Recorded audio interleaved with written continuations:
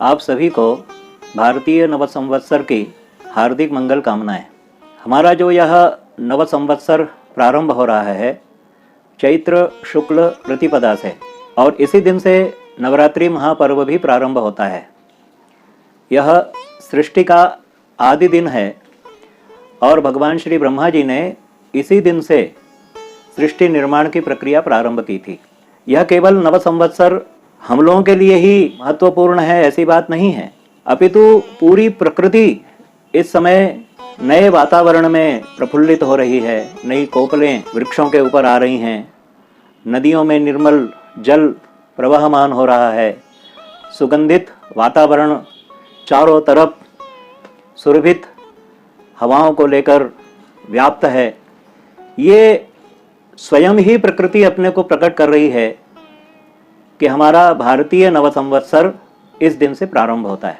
इस वर्ष सन 2022 में नवरात्रि का महापर्व जो चैत्र शुक्ल प्रतिपदा से प्रारंभ होता है, यह 2 अप्रैल से 10 अप्रैल के मध्य मनाया जाएगा। इस वर्ष कुछ विशेष स्थितियां इस पर्व को लेकर हैं और इस संबंध में अनेक विषय हमारे सामने उपस्थित हैं। प्रथम तो यह राक्षस नाम के संवत्सर से नव वर्ष की प्रतिपदा प्रारंभ हो रही है। नंबर 2, शनिवार से नवरात्रि का प्रारंभ है और इसके साथ ही देवी का जो आगमन है वह अश्ववाहन से, घोड़े के ऊपर सवार होकर के माता जी आ रही हैं। ये 3 बातें बड़ी महत्वपूर्ण हैं। राक्षस नाम का संवत्सर होने से जन सामान्य की जो प्रकृति है उसमें तमोगुण अधिक व्याप्त होना है और इसलिए तमोगुण से हम कैसे बच सकें इसका चिंतन इस नवरात्रि पर्व पर आवश्यक है। दूसरी बात यह है कि जब भगवती महामाया अश्व पर सवार होकर आती हैं तो उस समय मनोमालिन्य की स्थितियां पूरे संसार में व्याप्त होती हैं।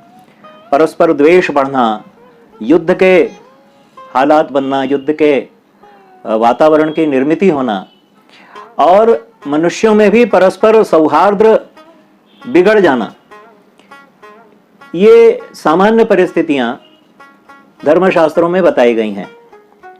इसी तरह से भगवती का जब विसर्जन होगा नवरात्रि के रामनवमी को, तब भगवती भैंसे के ऊपर सवार होकर यहाँ से जाएंगी इस पृथ्वी लोक से। ऐसी स्थिति में भी रोग, शोक, भय की स्थिति पूरे संसार में व्याप्त रहती है। यह इसका प्रतिफल आगम ग्रंथों में बताया गया है। अब आगमन कैसे हो रहा है और भगवती किस प्रकार से जा रही हैं, विदा हो रही हैं, ये दोनों परिस्थितियों के बीच में हम पूरे नव संवत्सर में अपने आप को कैसे सुखी रखें, हमारा परिवार कैसे सुखी हो, संसार में सुख समृद्धि कैसे व्याप्त हो, इन सारी बातों पर विचार करना आवश्यक है। देखिए, सबसे महत्वपूर्ण बात यह है कि जब इस वर्ष नवरात्रि का पदार्पण हो रहा है तो प्रतिपदा तिथि 2 अप्रैल को मध्याह्न में 12 बजे तक ही है और इसलिए नवरात्रि का प्रारंभ पूर्वाह्न में यदि किया जाए तो वो श्रेष्ठतम माना गया है। आपको यहाँ पर स्क्रीन पर मुहूर्त, यहाँ प्रमुख मुहूर्त की ओर लक्षित किया गया है, बताया जा रहा है। सबसे पहले तो हम यह ध्यान रखें कि नवरात्रि के इस प्रारंभ में हम प्रातः काल की जो होराएं होती हैं उनमें यदि भगवती का स्थापन कार्य करें तो वो श्रेष्ठतम होगा। पूर्वाह्न में कर लें, अर्थात लगभग 10:22 के आसपास, उसके पहले ही नवरात्रि का हमारा प्रारंभिक कार्य प्रारंभ हो जाए तो श्रेष्ठतम है।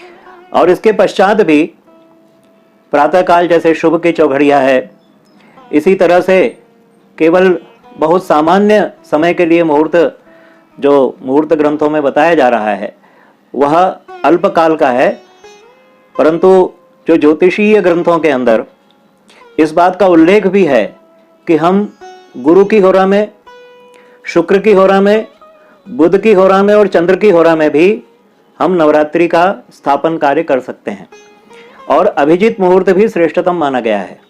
और इस तरह से लगभग 1 बजे तक हम नवरात्रि को विभिन्न मुहूर्तों में अर्थात शुभ के चौघड़िया में, गुरु की होरा में, शुक्र की होरा में, बुध की होरा में और चंद्र की होरा में हम भगवती देवी के पूजन के लिए नवरात्रि की घट स्थापना का कार्य संपन्न कर सकते हैं। यह आपको स्क्रीन पर दिखाई दे रहा है। एक विशेष ध्यान और रखना है, इस नवरात्रि में प्रथम संवत्सर के दिन प्रातःकाल हमें तिल के तेल से पूरे शरीर में हम अभ्यंग करें, मालिश करें, स्नान के पहले, सूर्योदय के पूर्व, और उसके पश्चात हम पूजन की ओर प्रवृत्त हों। क्योंकि जो संवत्सर के देवता हैं शनिदेव, उन शनिदेव को, राजा को प्रसन्न करना बहुत आवश्यक है। और उनकी प्रसन्नता सबसे अधिक होती है यदि कोई जातक, कोई मनुष्य, कोई भी व्यक्ति वो किसी भी प्रकार की परिस्थितियों से घिरा हुआ हो, यदि वह शनिदेव की प्रसन्नता की वस्तु तेल को अपने शरीर पर धारण करके स्नान करता है तो शनि भगवान को यह सबसे प्रिय होता है। तो एक उपाय यह जरूर करें। इसका अभ्यंग के रूप में आयुर्वेद में भी बहुत विशिष्ट महत्व बताया गया है और नव संवत्सर के दिन तो इसका विशेष ध्यान रखना ही चाहिए। हम नव संवत्सर के प्रारंभ में प्रातःकाल सूर्योदय से पूर्व उठकर यह ध्यान रखें कि हम उगते हुए सूर्य को अर्घ्य प्रदान करेंगे, क्योंकि वह जो सूर्योदय है वह हमारे जीवन में नई नई कल्पनाओं को, नए नए अवसरों को लेकर उदित होने वाले भगवान सूर्य को समर्पित होता है।